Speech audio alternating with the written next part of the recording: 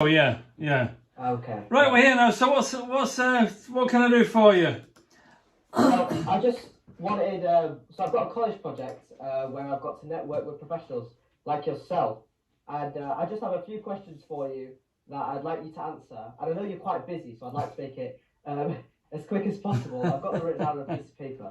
So should I just get into the questions? Just fire away. So you're a full-time student at college, are you? Yeah, yes, I am. I do film and TV at Trafford College. And how's it going so far? Yeah, it's really good. In my first year, I got a distinction, which is, I think, the highest grade that you can get. And in the second year, you're asked to reach out to professionals, you're asked to make work for clients, stuff like that. And so here I am.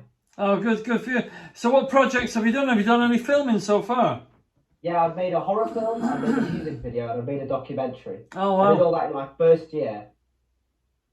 I've also got a website that I've made. I'll send you the link if you want. Yeah, of course, yeah, send it, yeah. And I've uploaded all of that. I made like a portfolio on there, just like you have on your website. Okay, brilliant, sounds good. Yeah. So what's your favourite thing so far? My favourite part of filmmaking is probably documentary filmmaking. Oh, really? That's Okay. how I found you. Yeah, oh, I see, yeah. Yeah. Okay. So what kind of documentaries do you like to make? Do you like to make reality, or what do you like to do? Biopics, or what is it? We haven't actually delved that much. The next course subject, the next term, we're actually going to be focusing on documentary altogether. But so in the first year, we got told make a film and make a music video, and then for a final project, we got the opportunity to make a documentary, a music video, a final project. He said that it would be a bit more lenient if you made a documentary because obviously he hadn't been actually teaching it. But the first thing that got me into filmmaking was actually documentary. And so I was like, I'll give it a go. And I did an interview on my dad, who's actually a therapist, and his journey from struggling with mental health as a young teenager to then growing up and being a therapist, and how what impacted his life has now changed into how he's impacting others. That's interesting, okay. Yeah. All right, well, fire away. Let me have your questions and let's see where it goes. All right. First question I've got for you is, what actually got you involved in the filmmaking industry? What was like your light bulb moment? Like, yes, this is what I want to do. I know that this is the route I'd like to take for my career. Well, first of all, I'm a writer. So I've been writing for a long time. I'm an author. I've got books and so on and so forth. Yeah. So the reason I got into filmmaking was I wanted to use film as a medium to tell the story. Okay. So really, I've always been interested in film, but I've never really made a lot of film.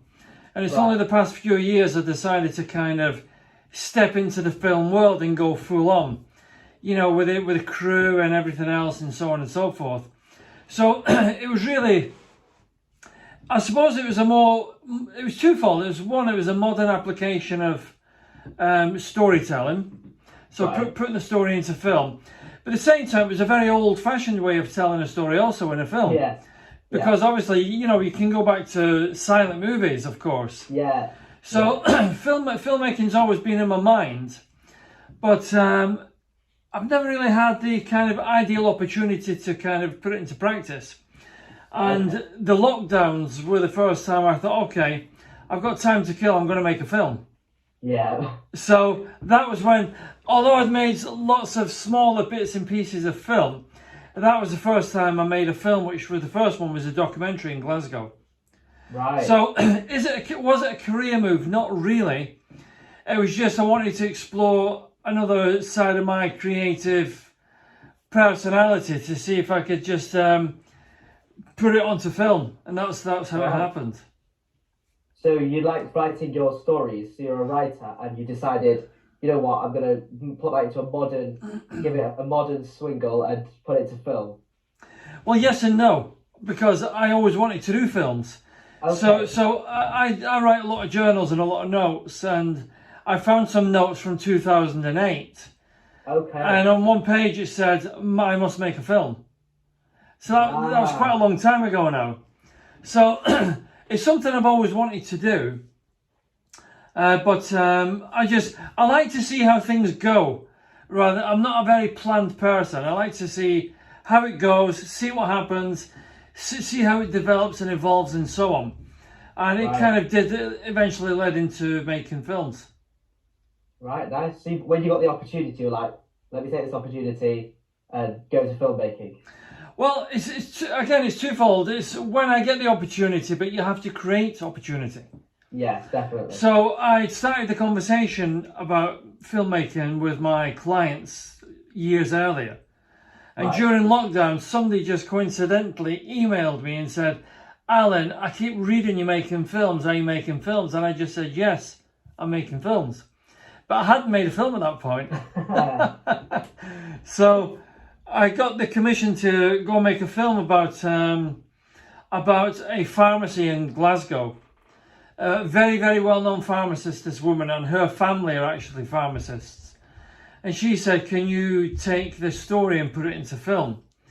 And that's exactly what happened. So I got a crew together, drove up to Glasgow, and we made a film, made a small, I think it's about, I can't remember, about 30-minute documentary.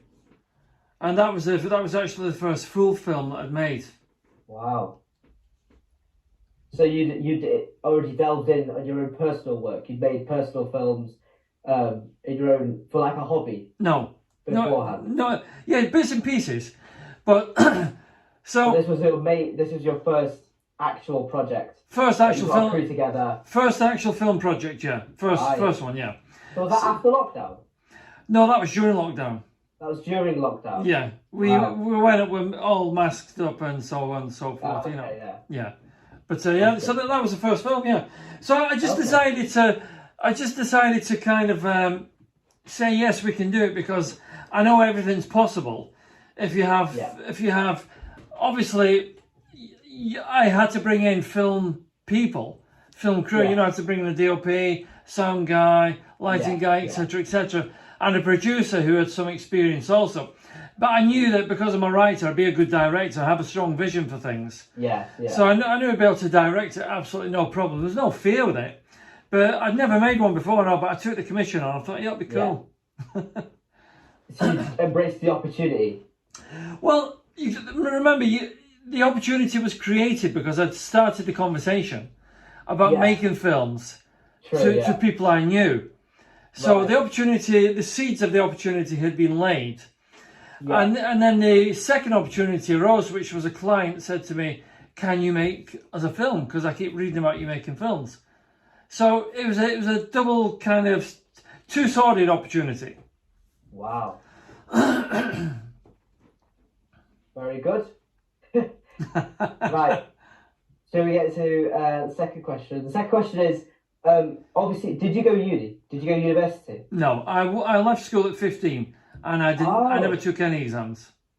So would you recommend someone like me who's a student at college, to apply and go to uni to study film? Yes and no.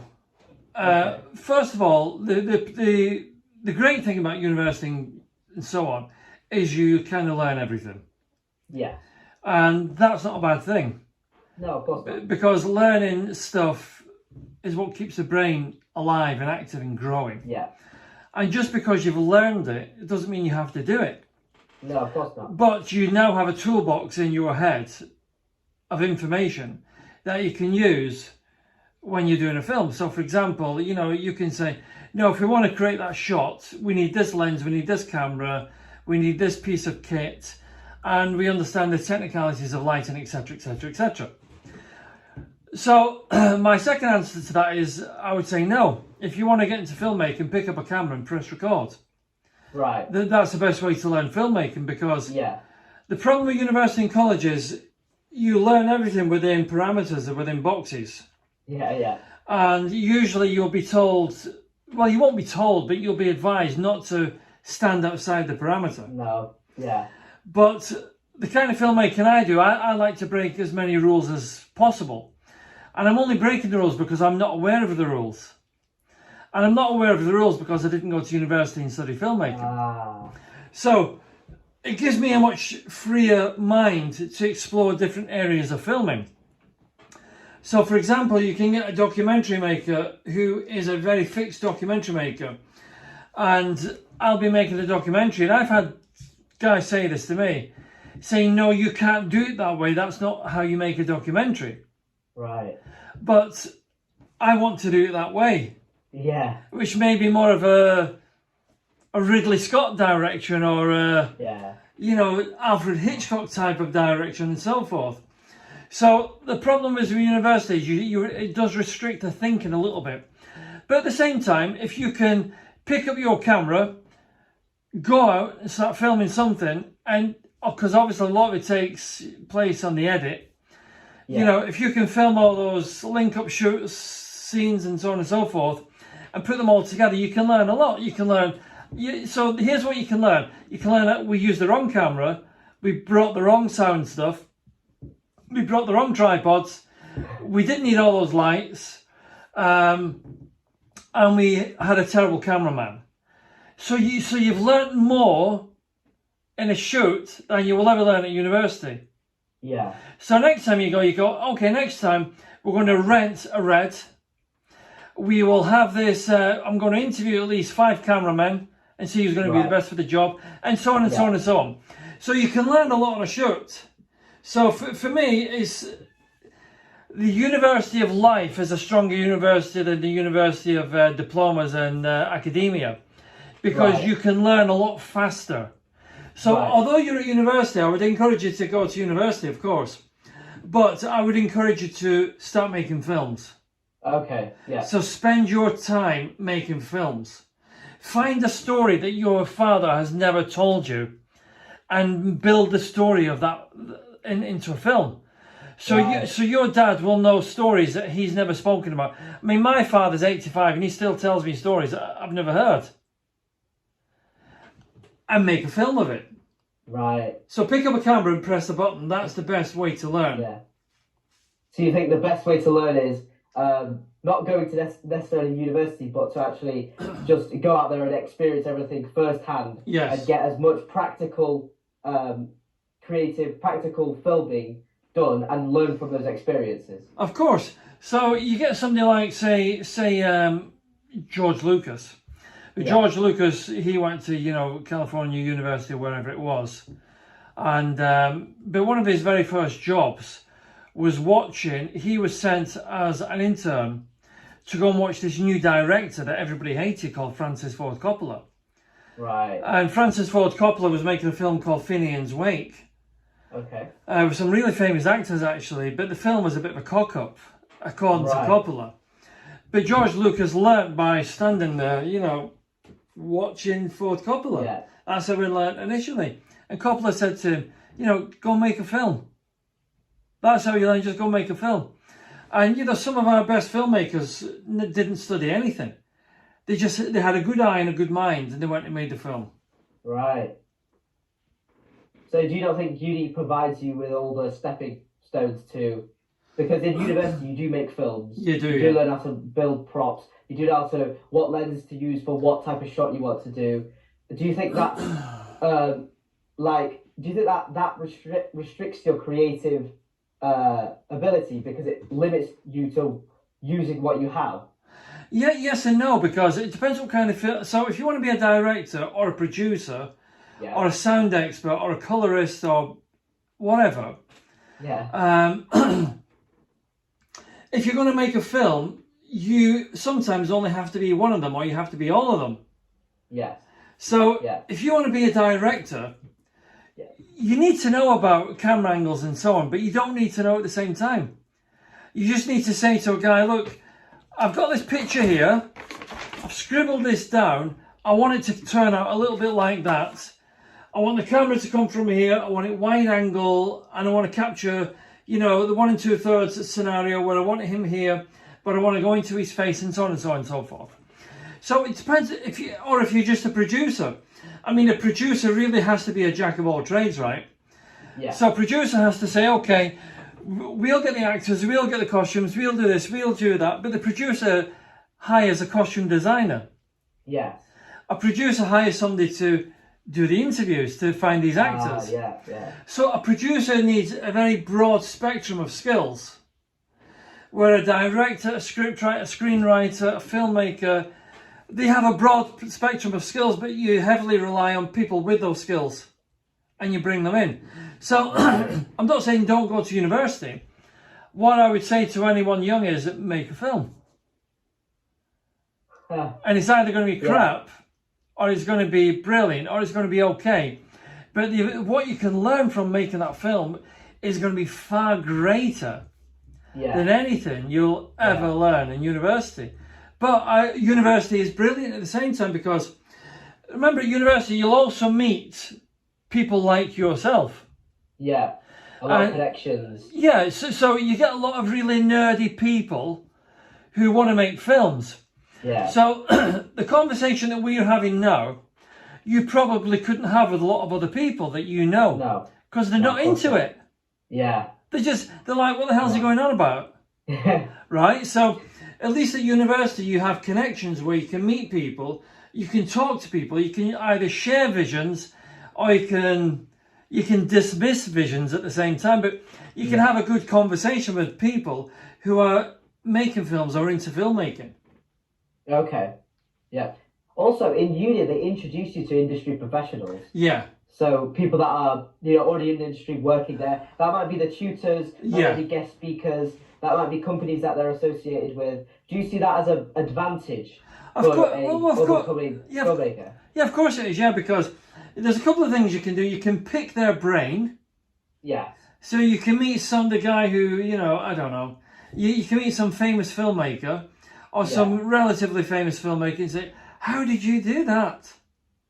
So he would normally charge thousands of pounds for that information. So you can access these people. And of course they can inspire you as well. So you can think, oh my God, I met Ridley Scott. It was amazing. I didn't know he started at the BBC on the news. He was working in the background. It was like, oh God, it was amazing. So if he started like that, anything's possible.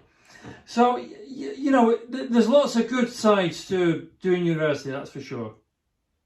Okay. I mean, I would want my son and daughter to go to university, but I would want them to know that it's not everything. No, of course not.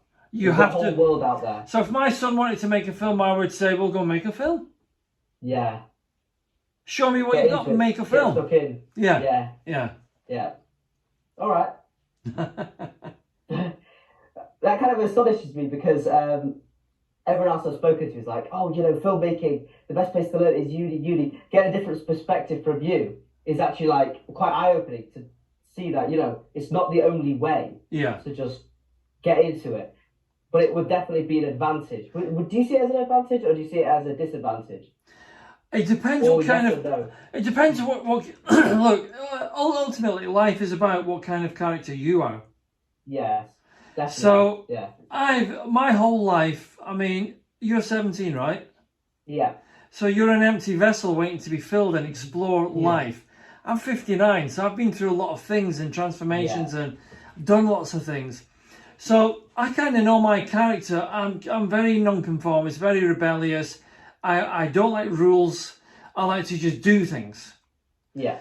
But your character, you may be very structured, and I spoke to Jacob yesterday. He may be very structured. You are all different people. Yeah. So you have to learn to discover yourself. And so say you learned something at university, making a film. Okay. And you're going through the process, and it feels in here and in here like you're walking through mud. You just can't move forward. Okay, that's your intuitive side saying to you, this way doesn't work for me. I have to find a different way. Okay. So you have to find your own way. You have to follow your heart. Yeah, you have to. Well, the problem with the heart is the heart can be treacherous at times also. Yeah. And it can lead you down a delusional path. Yeah. But it can also lead you down a wonderful path. Yeah. So the heart can be a little bit treacherous, but you have to use the heart and the mind, because the mind is the seat of reason. So, so the reason in the mind can say, well, I learnt this at university, but is it the best way for me? And is it the only way? Right. Because that's something that they don't. They wouldn't teach. Just structure everything and don't let you be your own creative. Well, you've got to remember what they're doing is they're giving you an amazing foundation to build on. But what you have to remember is they haven't given you the house. They've given you the foundation. Yeah. You have to use that foundation to build on. And you may want to create a bungalow. You may want to create a 3-story house. You may want to create something amazing through using your own creative powers. So it's entirely up to you. So never dismiss university, but never dismiss non-conformist creatives who never went to university either. You have to find your way. You have to find your way, yeah, definitely. All right. Should we move on to the third question? Fire away. Okay, so now that you're in this industry, now that you're a documentary filmmaker, do you reach out to your clients or do your clients reach out to you? Well, at the moment, the first few years, I learned a ton of stuff. And lots of background stuff that the public don't see. Right. So, for instance, if you have a film idea, for example, it may cost £1 million to do the film. So who's going to pay for it? So to create a funding project, you have to have lots of things in place. So that includes the script, the screenplay, actors, a whole film setup, really. And of course you have to create you don't have to create, because you can do it with an idea, but you have to create a mini film. So for instance, I'm just finishing a film called Geriatrica, and it's creating the funding is quite a big project in itself, and it takes a lot of time. Right. So we had to film some stuff, put the stuff together, edit the stuff, make it look good, make it sound good, make it be an exciting part of the film, and of course have the story set out in a way that funders are going to say, oh my god, this film has to be made. So right now, I forgot the question now. It was, do you contact your clients? I see. Yeah. Your clients contact you? Well, there's a couple of different answers to the same question. So, so if you're doing fundraising, you're reaching out to people and saying, we need funding for this project. It's going to be unbelievable. Will you pay for it? But with documentaries, clients reach out to me. So we have a documentary at the moment, which is it's a documentary stroke film. So it's like it's a true to life biopic. Okay. And it's a music documentary that goes back to punk rock. It travels through Manchester music scene, leads up to today. So they reached out to me. They just said, Alan, we love the curator. Will you make this film for us? Okay. So people reach out to me also. Just had another guy recently reach out about a film. So people reach out to me generally. But if I'm doing something different, or what I would say one of my own projects, I have to reach out to people because I need the film to be funded. I'm not going to spend the money on it. So it's twofold. Look, you have to do great projects, and people eventually, hopefully, see those great projects and say, "We loved what you did." Like I get lots of comments on the curator. People say, "We loved how you did the curator. Will you make our film? Will you make our documentary?" So if you do great stuff, but you make sure you're pushing it into the world, to be seen by the right people, they will come to you as well. So you think that you should make work and then you should push it out so much so that clients and other people that might work doing. So you kind of reinvest in your own work to get more work. Is that what you're trying to say? You have to do that. Yeah, you have to do that. Yeah, you have to. You prove your worth. Prove what you are capable of doing. You have to do. Yeah, do something amazing. Just do something amazing. Show it. Say, this is what I do. This is it. Show it to the world. Show it. Yeah. So, did you always wanted to be a writer, or was that something that once you left school you were like, maybe this is what I'm interested in, and slowly got into it, or has it always been your hobby? Life is accidental, but it also has some kind of destiny aspect to it as well. Right. So life is accidental, but nothing's really accidental. So my life has always been a case of, okay, I'm going to do that. I've never thought to myself, I'm this or I'm that. But I've always been creative, but it's almost been accidental. But when you trace the steps back, you can see that, you know, what I was doing was leading me to this point anyway. So if somebody said, are you surprised you're making films? I would say, no, not really. If I look back on time, the films were always coming. But I didn't know when or where. And the same with the writing was always coming. I mean, actually, I started writing, sounds a long time, it was going to sound a long time ago to you. I started writing around about 1977. So probably, actually, 1978, because I formed a punk band. Right. And I wrote the lyrics for the band. So I was a songwriter. So really, when I look back at my life, I got my first book published in 2012. People say, oh, you're a new writer. I would say probably, yes, I am a new writer. But when I look back at my life, I look back on all the writing I did through all those years. I did a lot of writing, really, especially poetry. Wrote lots of stuff. And so it wasn't I was thinking I'm going to be a writer. I always was a writer, I just didn't know it. Right. I hadn't awoken to the fact that I'm a writer. So you had like unleashed your potential. You were like, this is coming, I know it's coming. I didn't know it was. Embrace it. No, I didn't know it was coming, but I always embraced it. Know it was coming. I always embrace the opportunity when it arrives. But I'm saying when you look back on life, you realise that, oh, actually, I've been doing that stuff for a long, long time. Right. So I haven't had that experience yet. I'm not old enough. No, you're too young. You're far too young. Yeah, you're too. Yeah. But maybe your father has, or your grandfather has. You know. Yeah. They'll always be going on about my father and my grandmother will always going on about, oh, these are my regrets and these are my achievements that I did, this, that, the other. It's like when you ask them what their life was like, they were like, oh, I didn't know this was coming, I didn't know this was coming, I didn't know this was coming. So it kind of like leads into what you're saying. It does, yes. Yeah, it does.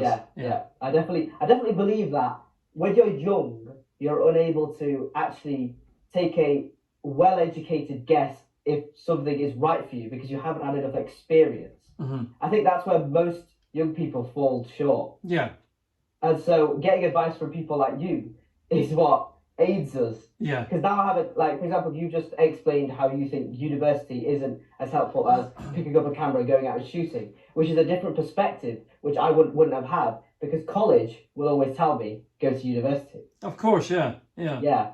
You've got to remember, I mean, there's a light side and a dark side to everything, even university. Yeah. And the dark side to university is run as a business. Okay, yeah. So they're there for your $9,500 every year. Yeah, they need people to go through to make money. It's really that simple. Yeah, that is how it works. But at the same time, you know, there's a lot of great people come from universities. A lot of great people. Okay, so we've talked about the university route. There's also other ways of doing it. For example, not going to university and just either taking a gap year, picking up a camera and recording, making a portfolio, reaching out to people, getting clients to contact you. There's also apprenticeships where you can go out, work for someone as a runner, get experience on a set, this, that, and they pay you, but they also teach you how to do it. Do you think that is a better way of approaching and higher educational way of learning instead of going to university? Yeah, in a nutshell. Because it depends on what it will depend on what kind of character you are again. Yeah. Some people just want the academia. Yeah. But some people, they want what academia offers, which is the knowledge, but they don't want to go to university. No. So an apprenticeship is a perfect way, as long as you have an amazing teacher. You know, as long as you have an amazing mentor and teacher working with you, making that happen. You know, and teaching you the stuff. This is how you do it. I mean, if you're the kind of apprentice that just taught to make tea and coffee all day, well, you're screwed. No, of course. That's useless. It's useless, yeah. But if you have a really great teacher on an apprenticeship is probably the best way. Remember, every great industry originally was built on apprenticeships. It wasn't built on academia. No. So apprenticeship is kind of almost dismissed as a way for the uneducated person to learn. Right. And actually, that's not true. So you can't dismiss apprenticeships. So listen, just a warning, I've got around 5 minutes left. Right, okay, so we just move on to the last question? Yeah, sure, fire away. Quickly. It's just one piece of advice that you would give an up-and-coming filmmaker. Well, an up-and-coming filmmaker, so when you make a film, it begins with an idea. Yes. So how do you get an idea? It's either something you've seen on the street, something you've seen outside. You have to be a good observer of life. Yeah. So, for instance, taking my son to nursery in the morning, we always drive past someone who's been sleeping on the street for quite a long time now. Right. And I had an idea about what I kept seeing every morning. What would happen if? So it's a bit like the vaccines that have been taking place all over the planet. Yeah. So my new film it's a what if story. So what if this happened with these vaccines? So a good storyteller has to be a what if person. Yeah. Because that is what brings the story to life. That's what brings the ideas together. Yeah, it's the seed that will develop into much bigger and greater things. Yeah. And it can go that way, go that way, go that way, and go that way.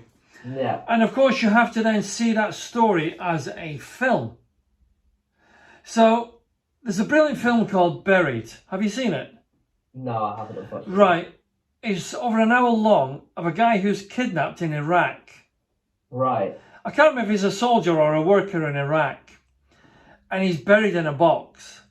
Oh, all right. So the whole film is him in his box. So here's what you think, right? How do I make 90-minute film of a guy in a box? Interesting. Yeah. And you are you're terrified watching it. But I tell you what, it's a brilliant film. So there's an idea, right? One man in a box, he has a phone that is dying, and he's thinking, oh my God, I've only got this amount of time left, my phone's gonna die. But he's buried underground and the soil's coming through. Or have you seen a film called Moon?